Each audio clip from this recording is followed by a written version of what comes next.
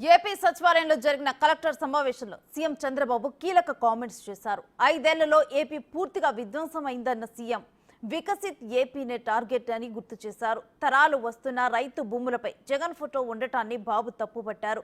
పనిచేసిన అధికారులను గుర్తిస్తామన్న చంద్రబాబు అధికారులంతా సమయం వినియోగించుకోవాలని ఆదేశించారు. యువతే భవిత అనే వ్యాఖ్యానించిన సీఎం ప్రజలు మెచ్చే పాలన ఇవ్వాలని సూచించారు.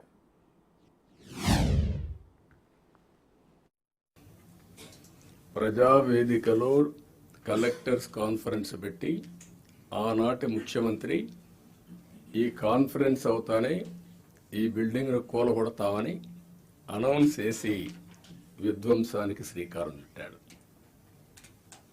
అక్కడ నుంచి 5 ఏళ్ళు అన్ని రంగాల్లో ఒక రంగం అని మిగలలేదు. నేను 4వసారి ముఖ్యమంత్రి అయిన తర్వాత ఫస్ట్ టైం నేను ముఖ్యమంత్రి అయ్యాను. ఇబ్బందులు ఉన్నాయి, ఆర్థిక ఇబ్బందులు ఉన్నాయి, కానీ ఆఫీసర్లో మొరేల్ చాలా హైగా ఉంది. అప్పుడు ఆ రోజు జరిగింది కాస్తో కూస్తో ఇన్ఎఫిషియన్సీ, లేకపోతే కొంత కరప్షన్. ఇప్పుడు అట్లా కాకుండా విధ్వంసం, పనిచేసే ఆఫీసర్లందరినీ పక్కన పెట్టడం, ఆఫీసర్లు కూడా బ్లాక్మెయిల్ చేయడం, ఒకటి కాదు అన్నీ కలిసి ఈరోజు ఈ స్టేజ్కి నేను ఎప్పుడూ చూడనంత ఒకటి బ్రాండ్ ఏపీ దెబ్బతినింది.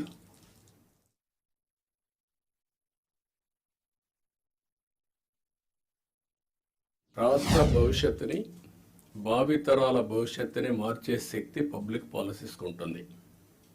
దానికి ఎగ్జాంపుల్ మీరు చూసినప్పుడు 1991 ఆర్థిక సంస్కరణలు. ఆర్థిక సంస్కరణలు రాకమునుపు ఇదే దేశం, ఇదే అడ్మినిస్ట్రేషన్, ఇదే ప్రజలు. కానీ బిఫోర్ మీరు చూస్తే భారతదేశం 2%, 3% గ్రోత్ రేట్. అదే ఆర్థిక సంస్కరణలు వచ్చిన తర్వాత కాంపిటేటివ్ ఎకానమీకి దోహదం చేశాం. అక్కడి నుంచి ఈరోజు 2047కి సూపర్ పవర్గా తయారయ్యే అవకాశాలున్నాయి. 5th లార్జెస్ట్ ఎకానమీకి వెళ్ళాం. బై 2029 3వ లార్జెస్ట్ ఎకానమీకి రీచ్ అవుతాం. నా లెక్క ప్రకారం అయితే గట్టిగా పనిచేస్తే అందరం డెడికేషన్తో పోతే 2047కి ప్రపంచంలో నెంబర్ 1 ఎకానమీగా ఉంటాం. లేకపోతే బై డిఫాల్ట్ 3rd ఉంటాం. కష్టపడితే కొద్దిగా 2ndకు వస్తాం. ఏదైతే ల్యాండ్ టైటిలింగ్ యాక్ట్ ఉందో దాన్ని రద్దు చేశాం. సర్వేను కూడా హోల్డ్లో పెట్టాం. ఆ సర్వే కూడా ఇప్పుడే రెవెన్యూ మినిస్టర్ చెప్పినట్టు ఎవడు ఊహించినటువంటి సర్వే రాళ్ళు, దానికి కూడా Galaxy granite one of the best granite. భూమిలో పూడ్చే రాయికి ఇంట్లో వేసుకునే ఒక ఫ్యాన్సీ గెలాక్సీ గ్రెనైట్ పెట్టి దాని మీద ఫోటో వేసుకోవాలని ఆలోచన వచ్చిందంటే ఎంత దుర్మార్గమైన ఆలోచన అర్థం చేసుకోవాల్సిన అవసరం ఉంది మనందరం.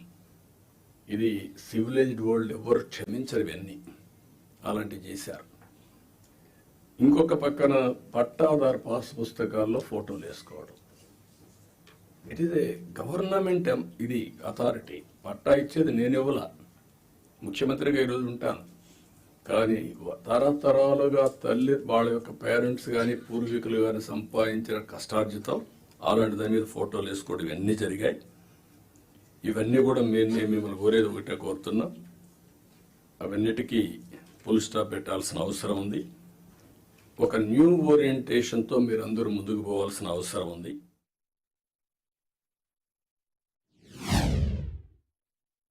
అడ్మినిస్ట్రేషన్ ఏ దిశగా నడిచిందో మనం గుర్తుపెట్టుకోవాల్సిన అవసరం ఉంది. ఇది ఒక ఆనవాయితీ.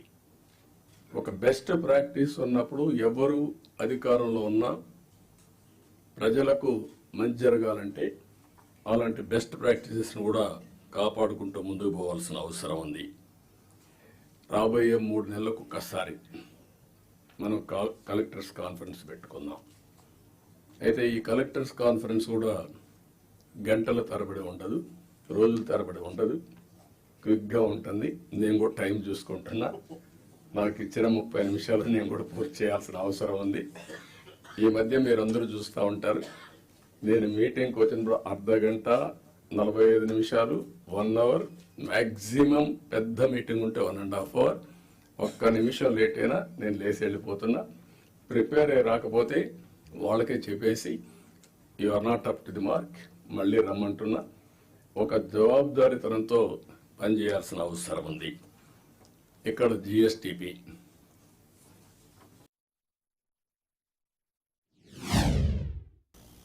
కలెక్టర్గా పనిచేయడం అనేది మీ క్యారియర్లో ఒక పెద్ద డ్రీమ్. ఇది మ్యాక్సిమం 40-35 సంవత్సరాల మీ లైఫ్లో ఒక 3 ఏళ్ళు, నేనైతే 5-6 ఏళ్ళు కూడా పెట్టేవాడిని బాగా పనిచేస్తే. ఎందుకంటే I want to give that stability to administration. ఇప్పుడు కూడా అది ఉంటుంది, గుర్తుపెట్టుకోండి. మీరు పని చేయకపోతే మాత్రం గ్యారంటీ లేదు. Don't mistake me. As long as you are delivering, I want to encourage stability in administration. అదే సమయంలో ఈ 3 సంవత్సరాల నుంచి 5-6 సంవత్సరాల్లో మీరు చేసే పని, మీరు కలెక్టర్స్గా ఉన్నప్పుడు మీ జీవితంలో మీకు ఎప్పుడూ గుర్తుండే ఒక బెస్ట్ డేస్. ఈ విషయం ఆల్ కలెక్టర్స్ గుర్తుపెట్టుకోవాలి. మిగిలిన అందరికీ అన్ని పనులు చేయడానికి కొన్ని ఇబ్బందులు ఉంటాయి, కానీ ఏ పని వచ్చినా మానవతా దృష్టితో మీరు ఆలోచించి పరిష్కారం చేసే అవకాశం, పరిష్కారం చేపించే అవకాశం జిల్లా అడ్మినిస్ట్రేషన్లో కలెక్టర్స్కి ఉంటుంది. ఆ విషయం మీరు గుర్తుపెట్టుకోవాల్సిందిగా మిమ్మల్ని కోరుతున్నా. ప్రజలకు మెచ్చే పాలన ఇవ్వాలి.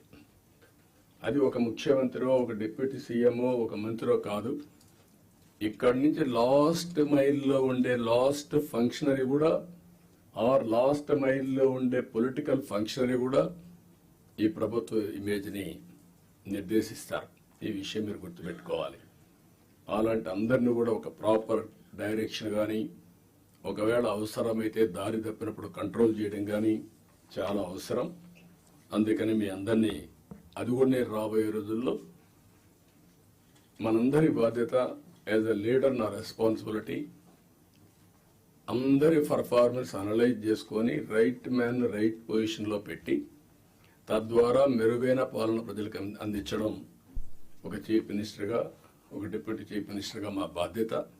దానికి మేము కట్టుబడి ఉంటాం. దాన్ని కూడా ఎప్పటికెప్పుడు అనలైజ్ చేసుకుంటాం.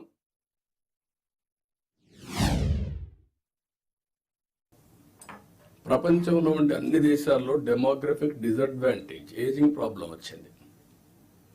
దీంతో ఆంటర్ప్రెన్యూర్స్గా తయారయ్యారు.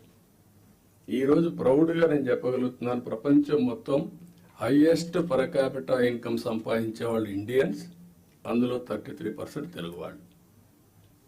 అంటే ఒక ప్రభుత్వం యొక్క విధానం, ఆ రోజు మనం తీసుకున్న పబ్లిక్ పాలసీ 25 ఏళ్లలో మనం ఊహించని పరిణామాలు, ఊహించని ప్రగతిని మనం సృష్టించే పరిస్థితికి వచ్చాం.